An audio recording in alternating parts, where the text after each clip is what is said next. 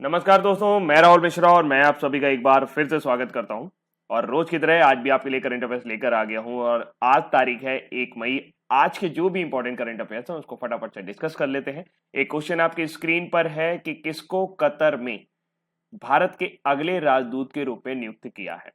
कई सारे लोग मेरे से पूछते हैं कि सर एम्बेसडर और हाई कमिश्नर के बीच में डिफरेंसेस क्या होते हैं, तो इसके बारे में भी थोड़ी सी चर्चा करेंगे। लेकिन शुरू करते हैं आज का करंट अफेयर्स।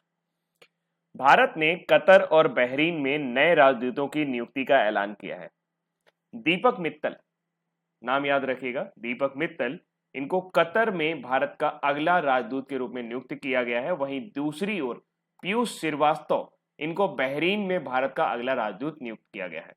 ये दोनों ही 1998 बैच के भारतीय विदेश सेवा के अधिकारी हैं। दीपक मित्तल वर्तमान में विदेश मंत्रालय में संयुक्त सचिव के रूप में कार्य कर रहे हैं। वे 1992 बैच के भारतीय विदेश सेवा के अधिकारी पी कुमारन का स्थान लेंगे, जो अभी कतर में काम कर रहे थे। जबकि पीयूष श्रीवास्तव 1986 के भारतीय विदेश सेवा के अधिकारी आलोक कुमार सिन्हा का स्थान लेने वाले हैं, जो कि बहरीन में काम कर रहे थे भारत के राजदूत के रूप में। भारत के राजदूतों की बात करें तो हाई कमिश्नर और राजदूतों में जो फर्क होता है वो सिंपल ये होता है कि जितने भी आपके कॉमनवेल्थ कंट्रीज हैं, कॉमनवेल्थ कंट्रीज का मतलब जिन पर भी कभी ब्रिटिश का उपनिवेश रहा है, उन सभी कंट्रीज में हाई कमिश्नर शब्द का इस्तेमाल होता है। बाकी दुनिया के सभी देशों में अगर कोई प्रतिनिधि किसी दूसरे देश का किसी दूसरे देश के राजदूत में जो भी आपका एम्बेसी होती है उसमें जाता है, तो वहां पर वो एम्बेसडर कहलाता है। और ये भारत सरकार के सबसे बड़े प्रतिनिधि होते हैं किसी पर्टिकुलर देश में। बात करें कतर की, तो ये आप देख सकते हो, ये मिडिल ईस्ट कंट्री में पर्शियन गल्फ में आपको देखने को मिलेगा। ये जो ऑरेंज कलर से आप देख रहे हो ये कतर है। इसकी राजधानी दोहा है और इसी के बगल में छोटा सा एक आइलैंड टाइप का दिखेगा आपको, ये बहरीन है। बहरीन की राजधानी मनामा है। अभी हाल ही में जो लेटेस्ट अपॉइंटमेंट्स हुए हैं उनके बारे में थोड़ा सा बात कर लेते हैं। लेटेस्ट अपॉइंटमेंट्स जो अभी हाल ही में दिसंबर 2019 से लेके अप्रैल 2020 के कहीं पर भी राजदूत नियुक्त किए गए हैं उनके बारे में बातचीत करते हैं। तरनजीत सिंह सिंधु, जिन्होंने हर्षवर्धन श्रृंगला जी का स्थान लिया है, जो कि वर्तमान समय में भारत के विदेश सचिव हैं, इनको यूएसए का राजदूत बनाया गया है। गोपाल बागले, इन्हें हाई कमिश्नर बनाया गया है श्रीलंका में। अजय कुमार बिसारिया, इनको कनाडा भेजा गया है। जबकि विनय मोहन क्वात्रा, ये पड़ोसी देश नेपाल में स्थित है। जबकि संजय कुमार पांडा, इनको टर्की में भेजा गया है। और सी सुगंधा राजराम, इनको घाना में भेजा गया है। तो आई थिंक ये छोटी सी जानकारी आज आपको पसंद आई होगी कि यहाँ पर दो अपॉइंटमेंट्स हुए अभी हाल ही में। एक हो गए आपके दीपक मित्तल, इनको कतर भेजा गया, और एक है पीयूष श्रीवास्तव, जिनको बहरीन में राजदूत के रूप में नियुक्त किया जाएगा। और ये लेटेस्ट अपॉइंटमेंट्स हो गए। तो इस तरीके से जरूर जो भी आसपास के अपॉइंटमेंट्स होते हैं as a commissioner, as a high commissioner या एज ए एम्बेसडर, तो उनको जरूर याद रखा करें। और फिलहाल आप परेशान मत हो, मैं आपको यहाँ पे बताने के लिए मौजूद हूँ। भारत सरकार ने एक और अपॉइंटमेंट की है और यह भी बड़ी अपॉइंटमेंट है कि टीएस त्रिमूर्ति जी को अगला राजदूत बनाया है भारत का यूएन में, संयुक्त राष्ट्र में। केंद्र सरकार ने टीएस त्रिमूर्ति को संयुक्त राष्ट्र में भारत का अगला राजदूत एवं स्थायी प्रतिनिधि नियुक्त करने की घोषणा की है। वह न्यूयॉर्क में संयुक्त राष्ट्र में भारत के स्थायी प्रतिनिधि के रूप में नियुक्त सैयद अकबरुद्दीन का स्थान लेंगे। यानी हमारे जो सैयद अकबरुद्दीन जी हैं यूएन में, हमारे जो प्रतिनिधि हैं, वो कौन थे अभी तक? सैयद अकबरुद्दीन। अब उनकी जगह कौन लेने जा रहे हैं? टीएस त्रिमूर्ति। टीएस त्रिमूर्ति जो है ये 1985 बैच के एक आईएफएस अधिकारी हैं, जो वर्तमान में विदेश मंत्रालय के सचिव के रूप में कार्यरत हैं। यूएन की बात करें तो आप सभी को पता है कि पहले लीग ऑफ नेशंस बना था फर्स्ट वर्ल्ड वॉर के बाद। ऐसा हुआ कि ऐसा विश्व युद्ध दोबारा ना हो, लेकिन दूसरा विश्व युद्ध भी हुआ। और दूसरे विश्व युद्ध के बाद एक ऐसी संस्था की जरूरत पड़ी जो सभी देशों में, सभी राष्ट्रों में किसी भी तरीके मतभेद के समय आपसी सुलह समझौता करा सके। ऐसे में जन्म हुआ यूएन का, यानी कि यूनाइटेड नेशन का, जिसे हम लोग संयुक्त राष्ट्र कहते हैं। इसका हेडक्वार्टर न्यूयॉर्क में है। ऑफिशियल यहाँ पर 6 लैंग्वेज को मान्यता मिली हुई है, यानी कि 6 भाषाएं यहाँ पर जिसको संयुक्त राष्ट्र ने मान्यता दी हुई है वो है Arabic, Chinese, French, Spanish, Russian और इंग्लिश। अगर हम बात करें वर्तमान समय में इसमें 193 मेंबर स्टेट हैं, जबकि 2 ऑब्जर्वर स्टेट हैं। सेक्रेटरी जनरल वर्तमान समय में एंटोनियो गुटरेस हैं, जबकि डिप्टी सेक्रेटरी जनरल हैं अमीना जे मोहम्मद। तिजानी मोहम्मद बंदे जो कि नाइजीरिया से हैं, उनको जनरल असेंबली का प्रेसिडेंट चुना गया है, यानी कि संयुक्त राष्ट्र महासभा का वो प्रेसिडेंट है। इकोनॉमिक एंड सोशल काउंसिल के जो प्रेसिडेंट हैं वो हैं मोना जूल, और सिक्योरिटी काउंसिल यानी सुरक्षा परिषद के जो प्रेसिडेंट हैं वो हैं डांग डिन क्यू। संयुक्त राष्ट्र का गठन 26 जून 1945 को किया गया था, लेकिन ये अपने अस्तित्व में आया था 24 अक्टूबर 1945 को। इसमें 6 विशेष अंग हैं।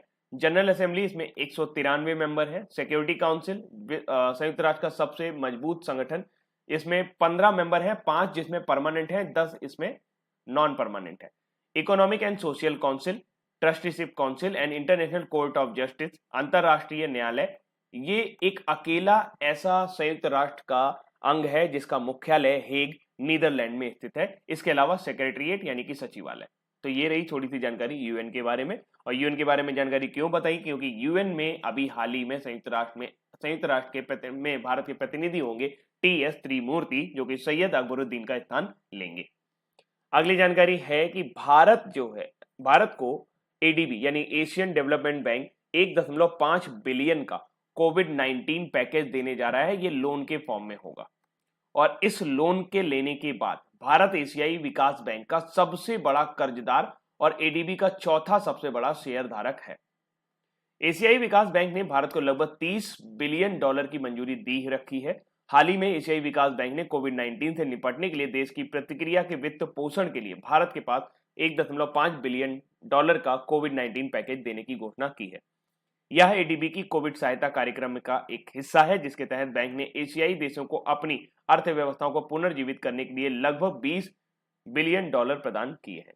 एशियन डेवलपमेंट बैंक का जो मुख्यालय है वो मॉडलिंग फिलीपींस में है।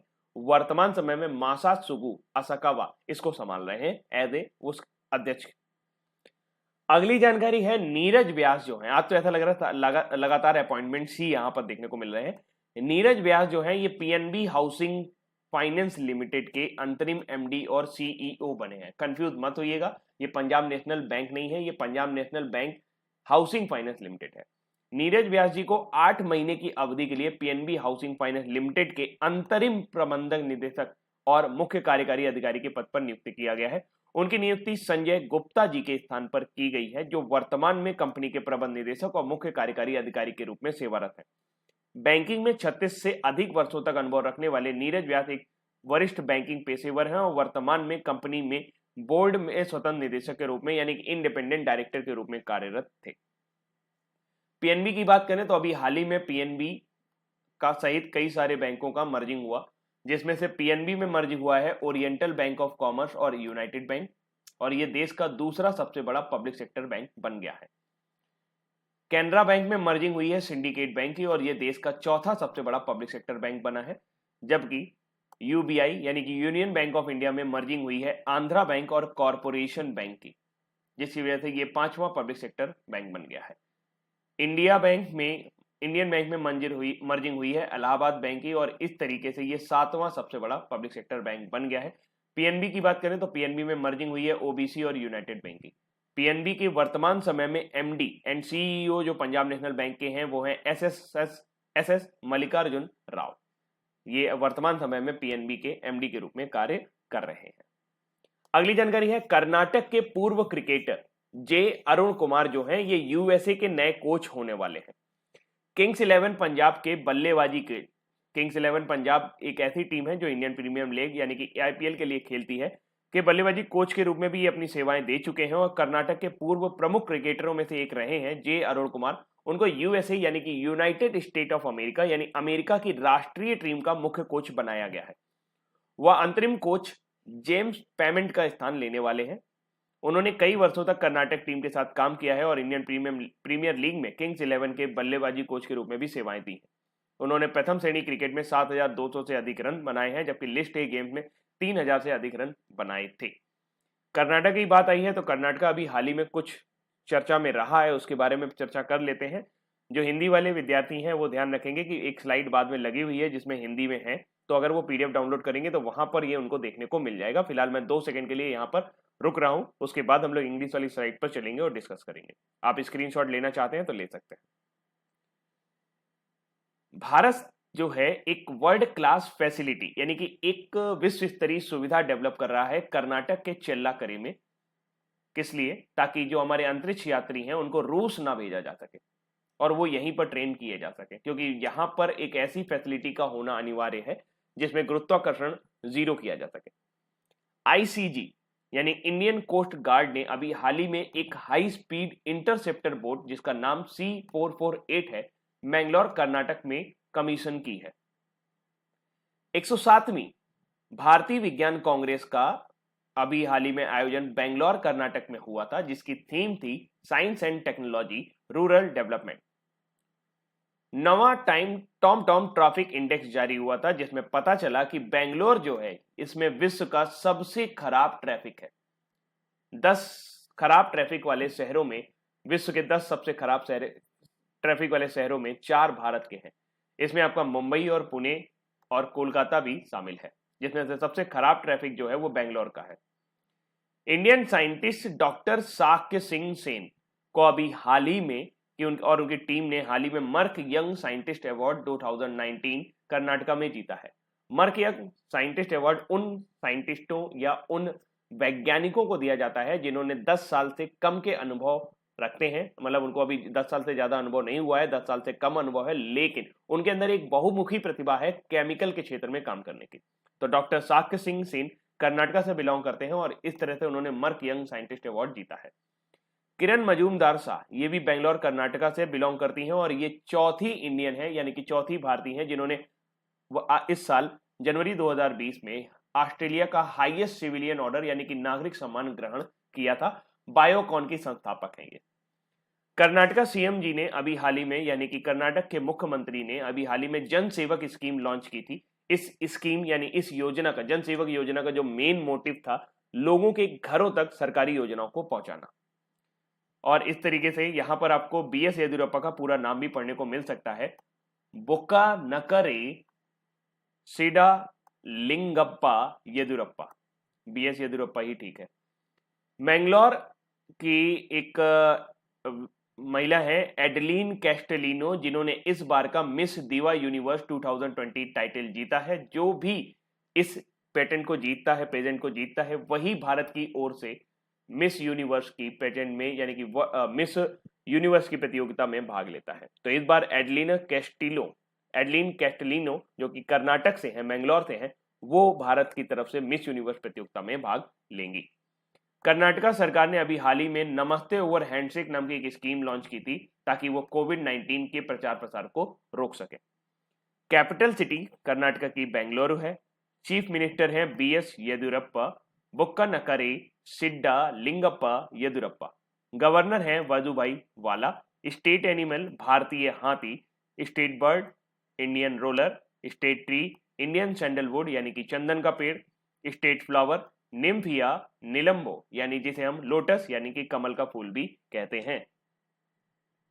अब आप यहां पर स्क्रीनशॉट ले सकते हो और फिर उसके बाद हम चलते हैं आगे। दीपक अग्रवाल जी को अभी हाल ही में आईसीसी ने सारे क्रिकेट से 2 साल के लिए बैन कर दिया है। अंतरराष्ट्रीय क्रिकेट परिषद द्वारा दीपक अग्रवाल पर 2 साल के लिए क्रिकेट से संबंधित किसी भी गतिविधियों में हिस्सा लेने पर बैन लगा दिया है और यह बैन उन पर इसलिए लगाया गया है क्योंकि आईसीसी की एंटी करप्शन कोड का उल्लंघन किया है और उन्होंने इस आरोप को स्वीकार भी कर लिया है।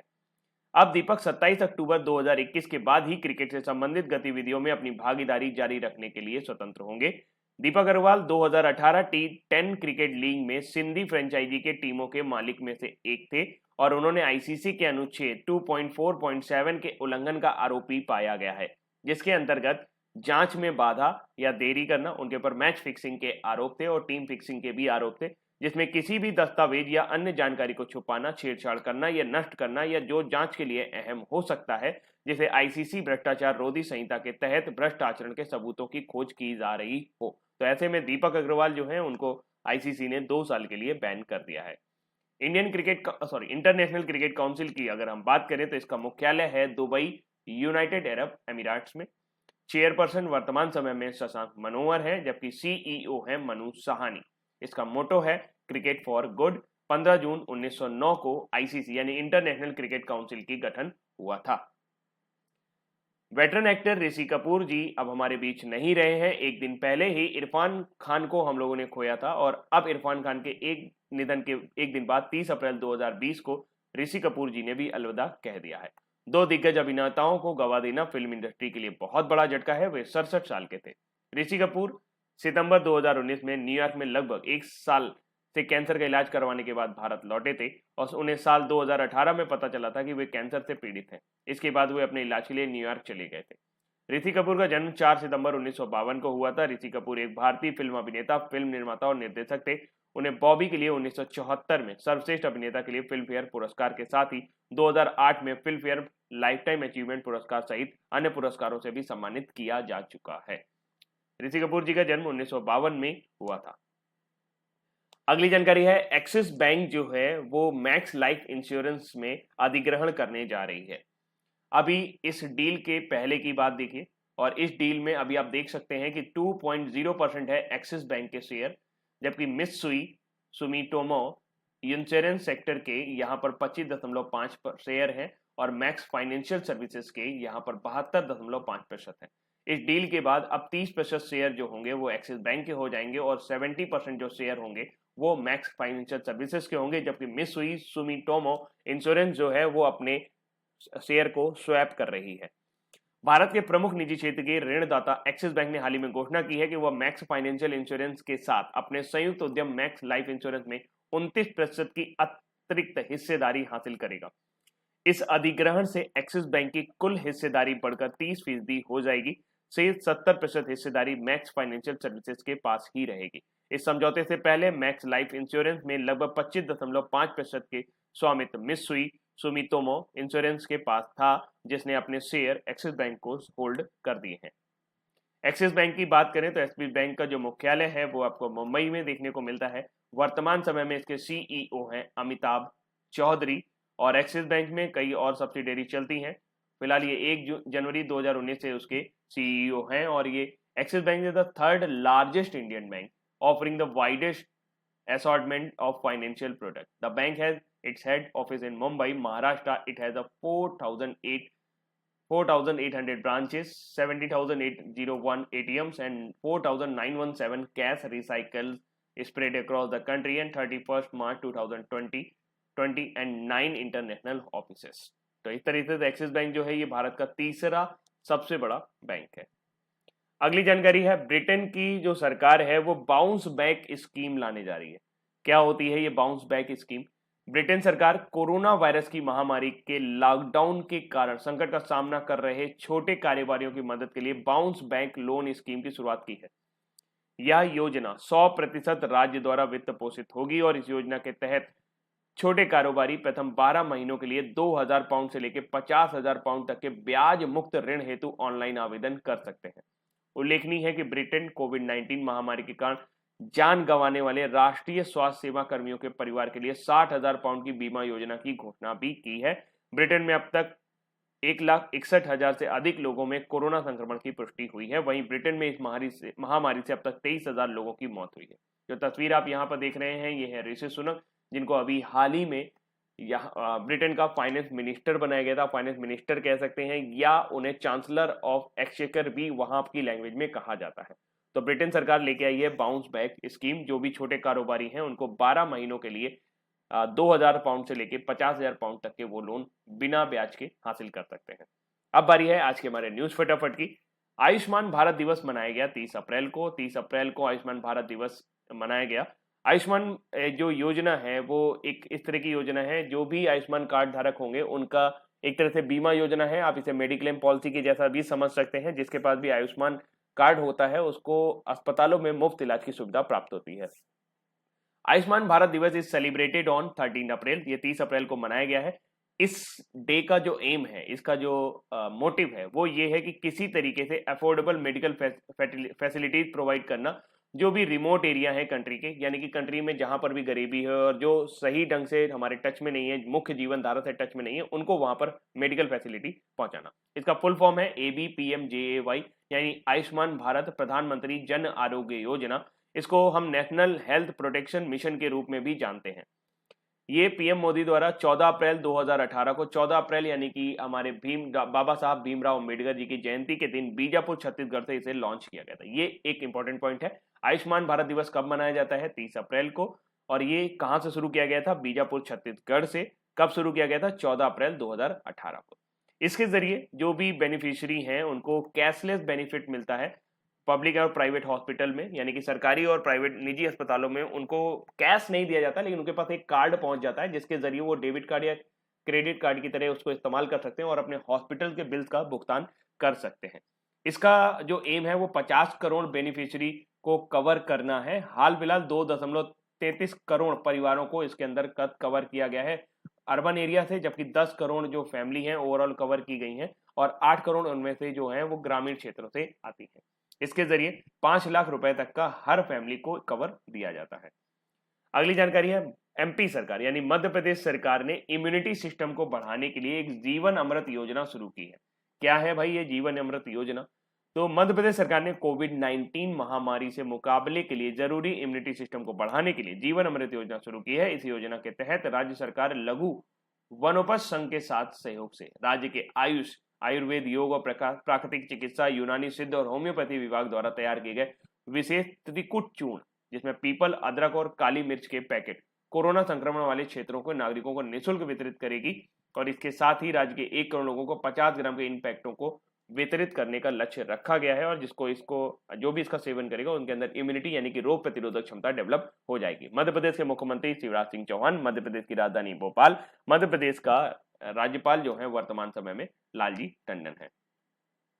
इंटरनेशनल जैज डे अभी हाल ही में 30 अप्रैल को मनाया गया है। 30 अप्रैल को दुनिया भर में इंटरनेशनल जैज डे मनाया जाता है। इस दिन को मनाए जाने का उद्देश्य है शांति, एकता, लोगों के बीच संवाद और सहयोग बढ़ाने के लिए एक शैक्षिक साधन के रूप में जैज की खूबियों के बारे में दुनिया भर में जागरूकता पैदा करना है। इस वर्ष अंतर्राष्ट्रीय जैज दिवस का 9वां संस्करण है। जैज एक पश्चिमी भाषा सभ्यता का संगीत विधा है और इसमें शुरुआत 19वीं से 20वीं शताब्दी के मध्य हुई थी, जिसे पूरी दुनिया में पसंद किया जाता है। अमेरिका और दक्षिण अफ्रीका जैसे देशों में इसकी लोकप्रियता बहुत ज्यादा है और इसका संगीत विधा का सबसे अहम इंस्ट्रूमेंट सैक्सोफोन है। तो 30 अप्रैल को वर्ल्ड जैज डे। अब बारी है आज के हमारे वन लाइनर की। मैक्स फाइनेंशियल सर्विसेज के साथ अपने संयुक्त उद्यम में किस भारतीय निजी क्षेत्रीय बैंक ने मैक्स लाइफ इंश्योरेंस में 30% हिस्सेदारी हासिल करने की घोषणा की है? तो वो है एक्सिस बैंक। कौन सा देश 2020 तक एशियाई विकास बैंक का सबसे बड़ा कर्जदार रहा है? वो है भारत। किस देश ने कोरोना वायरस महामारी लॉकडाउन के कारण संकट का सामना कर रहे छोटे कारोबारियों की मदद के लिए बाउंस बैक लोन स्कीम शुरू की है? तो वो है यूके। किसको 8 महीने की अवधि के लिए पीएनबी हाउसिंग फाइनेंस लिमिटेड के अंतरिम प्रबंध निदेशक और मुख्य कार्यकारी अधिकारी के पद पर नियुक्त किया गया है? तो वो है नीरज व्यास। और किसको कतर में भारत के अगले राजदूत के रूप में नियुक्त किया गया है? वो है दीपक मित्तल। जबकि बहरीन में किनको नियुक्त किया गया है? उनका नाम है पीयूष श्रीवास्तव। आईसीसी द्वारा किस पर 2 साल के लिए प्रतिबंध लगा दिया गया है क्रिकेट के किसी भी तरह की भागीदारी से? तो वो है दीपक अग्रवाल। केंद्र सरकार ने किसको संयुक्त राष्ट्र में भारत का अगला राजदूत या स्थायी प्रतिनिधि नियुक्त करने की घोषणा की है? तो वो है टीएस त्रिमूर्ति। आयुष्मान भारत दिवस कब मनाया जाता है? 30 अप्रैल को। जबकि जैज दिवस कब मनाया जाता है? 30 अप्रैल को। किसको यूएसए की राष्ट्रीय टीम का मुख्य कोच बनाया गया है? तो वह है कर्नाटक के जे अरुण कुमार। चलिए फटाफट से कर लेते हैं आज के क्विज। मैक्स फाइनेंशियल सर्विसेज के साथ अपने संयुक्त उद्यम में किस भारतीय निजी क्षेत्र के बैंक ने मैक्स लाइफ इंश्योरेंस में 30% हिस्सेदारी हासिल करने की घोषणा की है? तो वो है एक्सिस बैंक। कौन सा देश 2020 तक एशियाई विकास बैंक का सबसे बड़ा कर्जदार बना हुआ है? तो वो है इंडिया। किस देश ने कोरोना वायरस महामारी लॉकडाउन के कारण संकट के सामना कर रहे छोटे कारोबारियों की मदद के लिए बाउंस बैक लोन स्कीम की शुरुआत की है? तो वो है आपका यूनाइटेड किंगडम। किसको 8 महीने की अवधि के लिए पीएनबी हाउसिंग फाइनेंस लिमिटेड के अंतरिम प्रबंध निदेशक और मुख्य कार्यकारी अधिकारी के पद पर नियुक्त किया गया है? तो उनका नाम है दीपक मित्तल, नीरज व्यास। किसको कतर में भारत के अगले राजदूत के रूप में नियुक्त किया गया है? तो उनका नाम है दीपक मित्तल। किसको बहरीन में भारत का अगला राजदूत बनाया गया? उनका नाम है पीयूष श्रीवास्तव। अंतरराष्ट्रीय क्रिकेट परिषद द्वारा 2 साल के लिए क्रिकेट से संबंधित किसी भी गतिविधियों में हिस्सा लेने से मना कर दिया गया है। तो 2008 टी10 क्रिकेट लीग में सिंधी फ्रेंचाइजी के मालिकों में से एक थे, तो उनका नाम है दीपक अग्रवाल। केंद्र सरकार ने किसको संयुक्त राष्ट्र में भारत का अगला राजदूत और स्थायी प्रतिनिधि नियुक्त करने की घोषणा की है? तो वो है टीएस त्रिमूर्ति। किसको यूएसए की राष्ट्रीय टीम का मुख्य कोच बनाया गया है? तो वो है जे अरुण कुमार। आयुष्मान भारत दिवस 2020 कब मनाया गया? ये 30 अप्रैल को मनाया गया। अंतर्राष्ट्रीय जैव दिवस कब मनाया गया? ये भी आपका 30 अप्रैल को मनाया गया। तो दोस्तों ये थे आज के हमारे इंपॉर्टेंट करंट अफेयर्स। उम्मीद करता हूँ ये करंट अफेयर्स आपको पसंद आए होंगे। अगर पसंद आए हैं तो वीडियो को लाइक करना मत भूलिएगा। अभी के लिए इतना ही रखता हूँ। Thank you so much. ख्याल रखिएगा अपना।